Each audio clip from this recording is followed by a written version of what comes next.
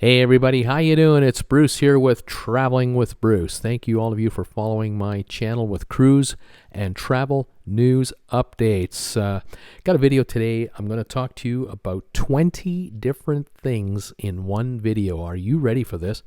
We're going to go over some of the challenges that the cruise lines are going to have for 2021, and then we're going to cover some of the winners and losers that I think we're going to see going forward in 2021. So let's get started.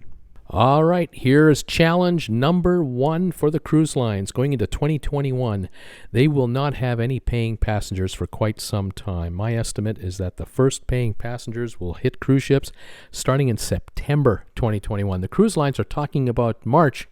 I'm talking September. Number two problem, they're going to need more cash to survive until September.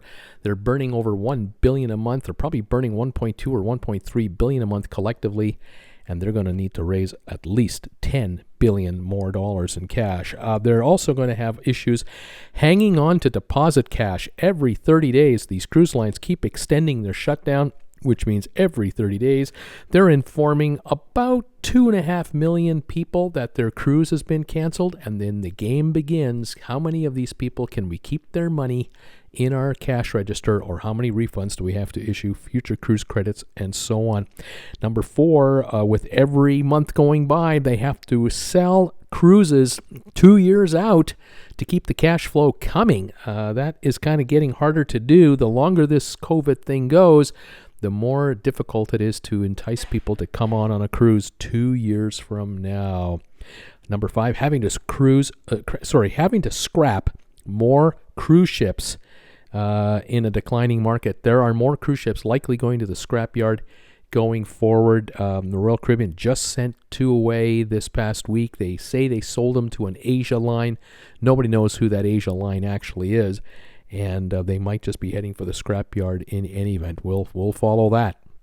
Now, apart from worrying about unloading old ships, the other issue they have is the bringing on of new ships. The new ships keep coming out of these shipbuilding yards. They might be delayed, but they're coming out, and the cruise lines have to take delivery of them, staff them up, insure them, and then start figuring out how to pay for them. And when you're not sailing with paying passengers, that gets challenging.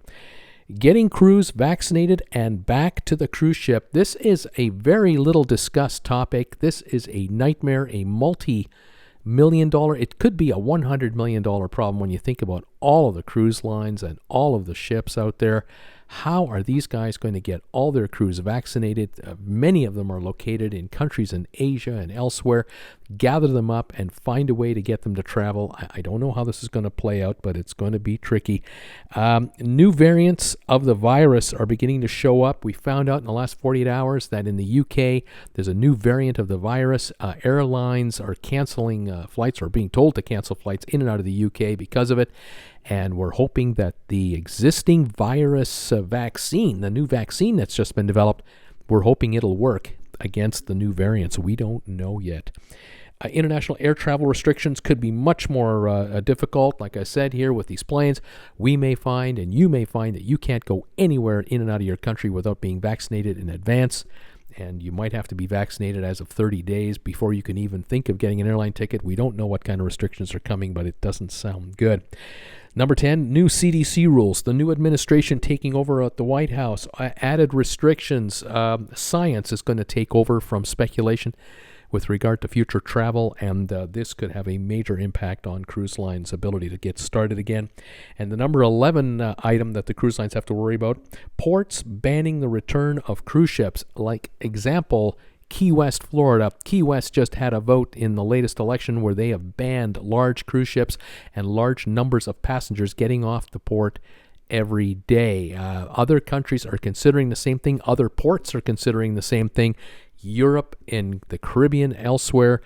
Cruise lines, every month they're not sailing is another month that the cash flow is not coming in, and groups that needed time to organize opposition to cruise ships now have time to say to the locals, hey, you notice how nice and quiet it is downtown now? Notice how the traffic jams aren't down here anymore? Notice how there's way fewer incidents of problems?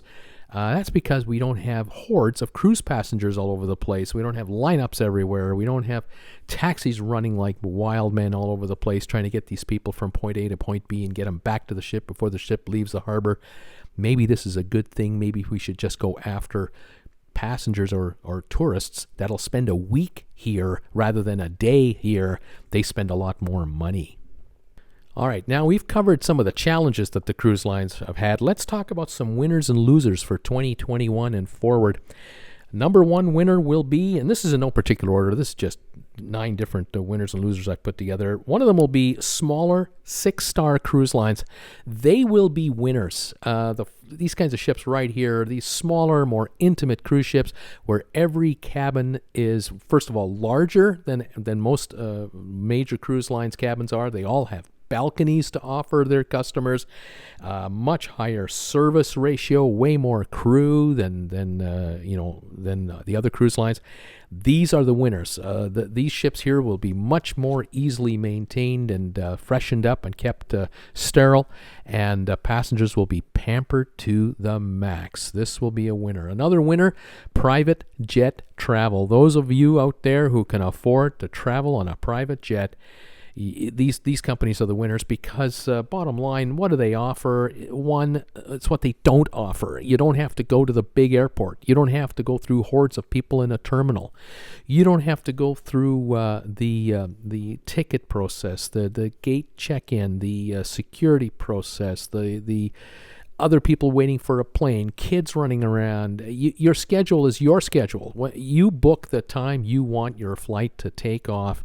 You book the kind of plane you want to go on, and you get to book whether you have a stopover or not. If you're going a great distance, you take a larger jet, and it's still a non-stop flight. This is an area of travel that very few of us en masse get to enjoy. But I can tell you that the private jet companies are thriving in this environment and will continue to do so. They're definitely a winner. A loser, the large, overcrowded cruise ships. Folks, right now, they're not going anywhere. They're stuck, and even when they do start, you take a 6,000 passenger Oasis class ship from Royal Caribbean, I think they'll be restricted to 3,000 passengers, which could be good for passengers because, after all, double the space, right? But bad for the cruise lines. The older ships, like 15 and 20-year-old ships that are designed for 2,200 passengers, they might be restricted to 1,000, but you're still in a small cabin. You don't have all the room that you would have on a smaller style 6-star luxury ship. But like I say, winner for some, the passengers, loser, the cruise lines, because they're not going to make any money sailing at half capacity. Another losing entity here, economy airlines.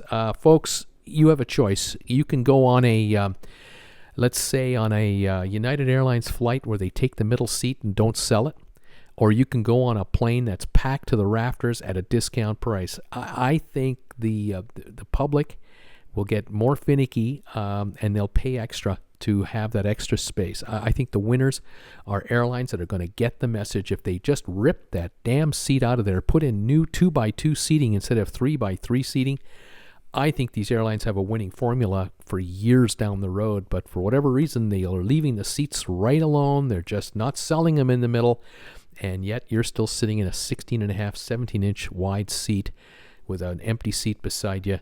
To me, that's a losing strategy for business. I think you should make your customers happy and give them some room. But what do I know? I'm just a guy talking about it. I don't run an airline. Other winners, travel by car and SUVs for private travel. That is the trend. People are taking road trips in their own private vehicles for safety. Another winning area, RV travel. RV dealers and used RVs.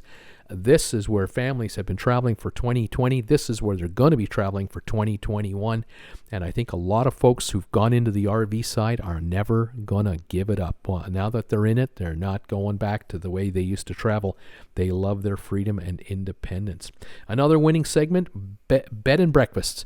If you're going to be able to rent a Airbnb, an entire house or a condo, it's a winner. You're in an entire private property with its own pool, own jacuzzi. You can order takeout service delivered to your property. You've got a rental car. You can get around wherever you want. I think it's a winner. That is a winning segment. Losing segment, long world cruises. I think that's a loser. I cannot see how a ship is going to be able to visit 30, 40 different countries with all of the rules and restrictions that each country has. It's a hodgepodge of rules. Changing landscape. By the time you start your trip, halfway through the trip, and the end of the trip, it's a whole new world all over again. You have no guarantees that trip you paid $40, $50, $60, $80,000 for is going to come off without a hitch. I think those are losers. I think short cruises are the only way to go if it's going to happen at all. And the last point I'm going to make today, the final loser of the bunch, and I'm sorry to say this, second year in a row, Alaska. I think Alaska is going to be a loser this year. Again, I do not see cruise ships sailing to Alaska for all of 2021. By the time the vaccines are fully distributed, it'll be late summer. That's the end of the Alaska season. Canada will not open its ports to cruise ships, which also means that the Maritimes will be a loser on the east side because no beautiful fall foliage trips to Canada and the Maritimes. So no Quebec City, no Montreal, certainly no Skagway, no Juneau, no Anchorage, Victoria, Vancouver, or Seattle. Those are definitely losers. 2 years in a row, no cruises whatsoever. No fault of the cruise lines. They didn't invent the virus. They're just trying to deal with it, and it is not fun to say the least. Well, there you go. 20 different things to think about in one video. I hope you got something out of it. I'll tell you, I hate being the bearer of bad news all the time, but these are basically 20 realities that we are possibly looking at for the entire 2021 year into 2022. The virus is winning the war because there is no allied war effort to fight it. It's every man and country and county and community for itself, and it's a bunch of cats running around in circles. No one is winning, and unfortunately that's what we have. So we're looking at these gorgeous photos here, these great videos that have been professionally produced, and oh man, wouldn't it be nice to be there. But unfortunately, these are the images we have right now in our minds of what it could be. Hopefully, again, someday that we'll be allowed to cruise on a cruise ship and enjoy these spectacular sea sunsets. Oh man, do I miss this. And I miss the spa, and I miss the specialty restaurant, and I miss the ambiance, and I miss the walking around on the promenade deck. I miss all of that. I'm sure you do too, and it's going to be a long wait, unfortunately, I think, before we really get to experience this again. Anyway, there it is, folks. Happy holidays, ? Thanks for joining me today. Thank you for your support of this channel, Traveling with Bruce, out of British Columbia, Creston BC in Canada. Thank you for following my channel. Thanks for subscribing. Thanks for thumbs ups, your comments, and all of your support. There it is, everybody. We'll talk to you next time. Bye for now.